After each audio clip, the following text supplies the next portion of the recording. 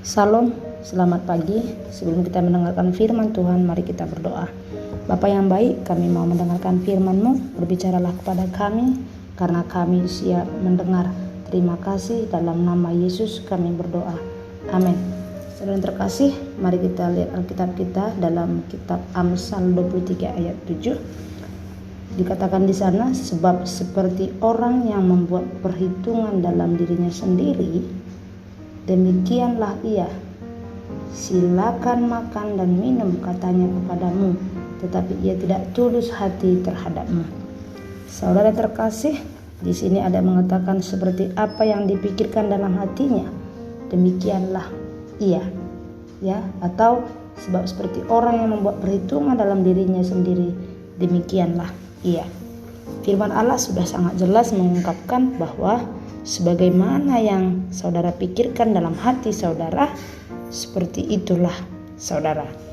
Jika kita tidak bisa, atau bisa dikatakan jika kita tidak mau berubah dari dalam, maka kita tidak akan pernah melihat perubahan di luar. Kita bisa saja berdoa, kita bisa saja memohon kepada Tuhan, kita juga bisa meminta orang lain memohon untuk kita, atau mungkin orang lain bisa berdoa, menumpangkan tangannya atas kita, sampai mungkin menggosok-gosokkan rambut di kepala kita, sampai rontok sekalipun. Tetapi kalau kita sendiri tidak melakukan perubahan dari dalam, kita sendiri tidak menunjukkan perubahan itu keluar yang berasal dari dalam, ya, kalau si kita sendiri tidak berubah, maka apapun tidak akan bisa berubah di luar kita. Banyak orang berkata ingin berubah, banyak orang mengatakan ingin lebih baik, banyak orang mengatakan ingin menjadi seperti ini dan itu, tetapi mereka tidak mau merubah dari dalam. Jadi pagi hari ini kita berbicara mengenai dimulai dari dalam, dimulai dari hati kita.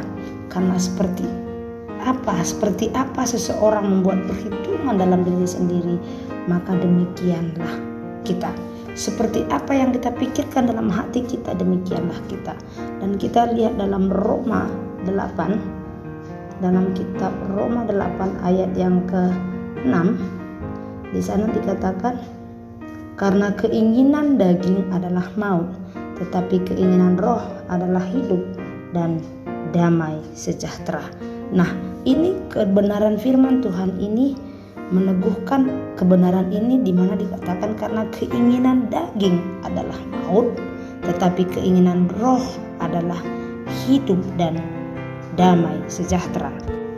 Saudara yang terkasih, sebelum saudara mungkin merasa tersinggung atau merasa tidak setuju dengan apa yang ingin saya sampaikan hari ini, kita pasti tahu kebenaran ini, kita pasti mengakui kebenaran ini. Dan tentu saja di mana kita setiap orang memiliki benturan dalam hidupnya. Entah dia mengenal Tuhan atau tidak, setiap orang pasti ada masalah dalam hidupnya. Setiap orang pasti ada hal-hal yang mungkin membuat dia sulit untuk maju atau sulit untuk melangkah, ya, karena benturan-benturan yang dia alami dalam hidupnya. Nah, ini bukan mengenai apakah seseorang itu mengenal Allah atau tidak. Kita ini hidup di sebuah dunia yang berdosa, dan kita memiliki seorang musuh yang selalu menentang kita. Tidak setiap masalah adalah sebuah hasil langsung dari sesuatu yang cacat dalam diri kita. Tetapi kalau kita hidup secara keseluruhan berputar ke bawah, jika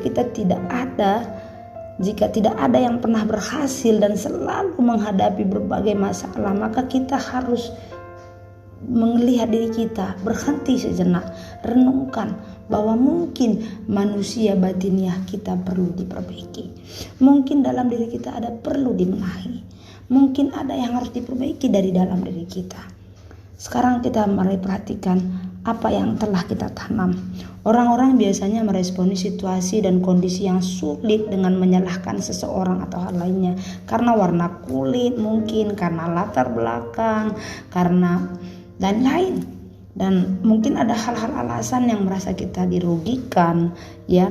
Mungkin kita merasa bahwa ada orang yang melakukan kita dengan buruk atau apapun itu. Seringkali mungkin kita punya alasan untuk menyalahkan setiap orang, ya. Atau mungkin kita merasa ada yang nggak beres dengan orang-orang sekitar kita. Nah, sering sekali dalam setiap kondisi kita mencoba mencari di mana yang salah. Karena itu pagi hari ini, saat ini kita bisa belajar bahwa apapun yang terjadi dalam kehidupan kita, jika sekiranya kehidupan itu sepertinya hal-hal yang sama selalu kita alamin, tantangan yang kita alami selalu hal yang sama, tekanan-tekanan selalu kita sama, mungkin ada yang harus kita benahi dari dalam. Firman Allah dengan jelas menyatakan bahwa pengalaman kita, keadaan sekitar kita, segala sesuatu mengenai kita pada dasarnya merupakan sebuah hasil dari apa yang kita pikirkan. Seperti yang kita pikirkan dalam hati kita, seperti itulah yang terjadi dalam kitab Amsal tadi. Nah, apa yang ada kita pikirkan, maka kita akan mengeluarkan itu, kita akan mempraktekkan itu di luar kita. Nah, dalam kitab Roma tadi juga mengatakan bahwa Roma 8 ayat 6 tadi, karena keinginan daging adalah maut, tetapi keinginan roh adalah hidup dan damai sejahtera. Saudara, mungkin Anda menyukai atau tidak, Anda mungkin berkata tidak, itu tidak benar, tapi memang demikianlah keadaannya. Saudara yang terkasih, sama saudara, seperti contohnya kita pergi ke kebun seseorang atau ke tempat seseorang yang dia menanam sesuatu. Ketika kita datang ke tempat itu, kita tidak perlu bertanya dia sedang menanam apa, karena kita bisa lihat hasil tanamannya apa, kita bisa lihat hasilnya bagaimana, sehingga kita hanya melihat hasilnya itu. Kita nggak perlu bertanya kamu nanam apa, ya. Kita nggak perlu ragu dia menanam, karena kita sudah lihat tanaman apa yang dia tanam di tempat dia, di kebun dia, ya. Jadi yang harus kita lakukan adalah melihat tanaman yang sedang bertumbuh itu. Jika ada pohon jagung misalnya yang sedang bertumbuh di sana, berarti saudara telah menanam jagung. Jika ada kacang panjang contohnya, berarti saudara memang sudah pernah menanam kacang panjang, sehingga orang lain bisa melihat saudara ada tanaman kacang panjang di tanaman saudara atau di kebun saudara. Saudara, kita telah menaburkan benih kacang panjang, benih jagung, kita telah menaburkan apapun yang sebelumnya itu, sebelum yang sekarang ini, dan sekarang kita bisa melihat, kita bisa menuai apa yang kita tabur sebelumnya. Saudara yang terkasih, mungkin kita bisa menjelaskan di kebun kita ini, saya dulu tidak tahu ini kacang panjang tumbuh, atau saya tidak tahu siapa dulu yang nanam ini. Tapi itu bukan menjadi masalah. Saudara bisa saja mengatakan bahwa orang lain yang masuk dan menanam sesuatu di kebun saudara yang tidak Anda maksudkan, tapi pada akhirnya ini akan menjadi tanggung jawab saudara untuk menjaga kebun saudara. Apapun yang sedang bertumbuh di sana adalah apa yang telah Anda tanam atau yang telah Anda izinkan untuk ditanam di sana. Seperti halnya ini benar adanya di dunia jasmani, ini juga benar dalam dunia kerohanian kita. Apapun yang sedang bertumbuh dalam kebun kehidupan kita adalah apa yang telah kita tanam atau apa yang kita izinkan untuk ditanam di dalam hati kita. Sebelum kita bisa benar-benar melihat perubahan, kita harus berhenti menggunakan berbagai macam alasan dan berhenti untuk menyalahkan setiap orang dan orang lain akan apa yang tidak beres dalam hidup kita.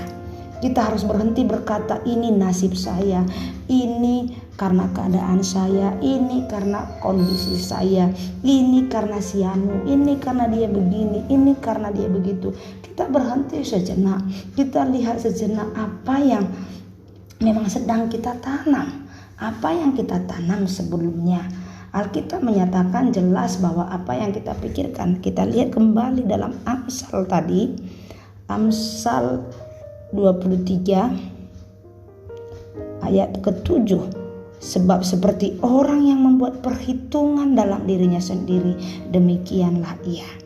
Silahkan makan dan minum, katanya kepadamu, tetapi ia tidak tulus hati terhadapmu.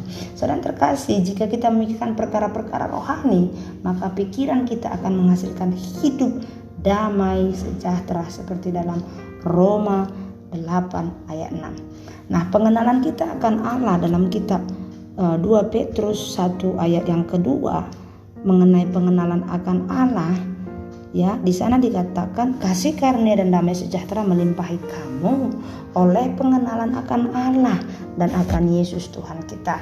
Banyak orang menginginkan kasih karunia dan damai sejahtera yang melimpah ruah dalam hidup mereka. Mereka menginginkan damai sejahtera dalam hidup mereka dan mereka berdoa mintanya. Mereka bahkan bisa saja meminta orang lain untuk menolong mereka untuk mendapatkannya. Sebenarnya mereka sedang mencari damai sejahtera yang berasal dari luar diri mereka untuk masuk ke dalam situasi mereka. Dalam kitab 2 Petrus 1 ayat 2 ini mengatakan, karena kasih karunia dan damai sejahtera melimpahi kamu oleh pengenalan akan Allah dan akan Yesus Tuhan kita. Nah, jenis damai sejahtera Allah akan selalu ada di tengah-tengah badai. Damai sejahtera itu tinggal dalam diri kita dan pada akhirnya damai sejahtera dalam diri kita itu akan mulai mengubahkan situasi yang ada di luar kita. Ayat ini mengatakan bahwa kuasa Allah telah memberikan pada kita segala sesuatunya. Kebanyakan orang ingin agar Allah hadir dengan segala kuasanya dari luar ke dalam. Mereka berdoa, oh Tuhan, ulurkan tanganmu dan jamahlah aku. Mereka menghendaki Allah mengirimkan ledakan yang begitu luar biasa untuk mereka bisa disembuhkan, bisa makmur, bisa diselamatkan atau apapun yang mereka butuhkan. Tetapi ayat ini mengatakan bahwa segala sesuatu yang berguna untuk hidup yang saleh didapatkan melalui pengenalan akan Allah. Hal ini termasuk kesembuhan, kemakmuran, keselamatan, sukacita, damai sejahtera, keberhasilan dalam bisnis, hubungan yang baik, dan segala hal lainnya.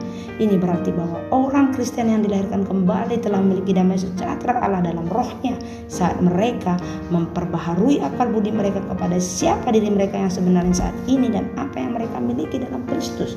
Mereka telah menarik keluar damai sejahtera itu dan mengalaminya. Pengalaman dominan dalam hidup saudara adalah sebuah refleksi dari cara Anda berpikir dalam diri saudara.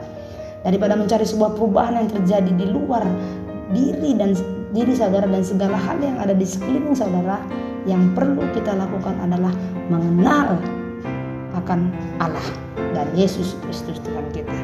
Amin. Tuhan Yesus memberkati. Terima kasih Tuhan Yesus buat kebaikan dan kemurahan Tuhan. Kami mau mengenal Engkau.